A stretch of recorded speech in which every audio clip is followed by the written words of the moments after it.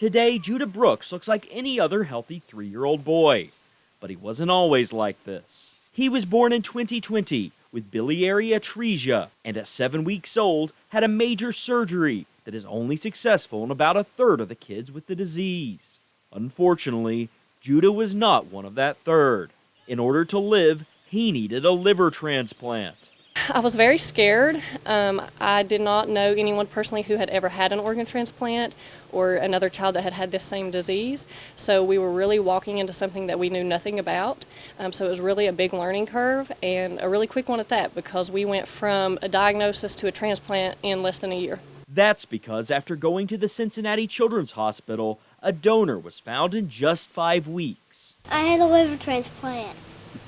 But things could have been different if there had not been an organ donor available.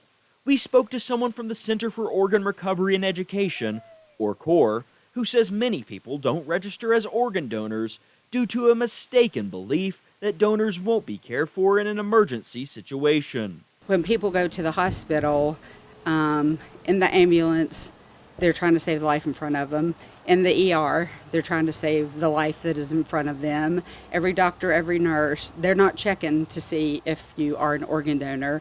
They are seeing what they can do to save your life. And I would say that is the #1 misconception about organ donation. 3 years after his surgery, Judah Brooks is completely healed, with only a scar to remind him of his brush with death. His mother encourages people to learn from this success story and become organ donors themselves. If you could look at Judah and see how sick Judah was before his transplant and see him now, I don't know how anyone could not register as an organ donor. The transformation that has been made in his life is far bigger than you could ever put into words. Judah wouldn't have lived to see his first birthday if it wouldn't have been for a liver transplant.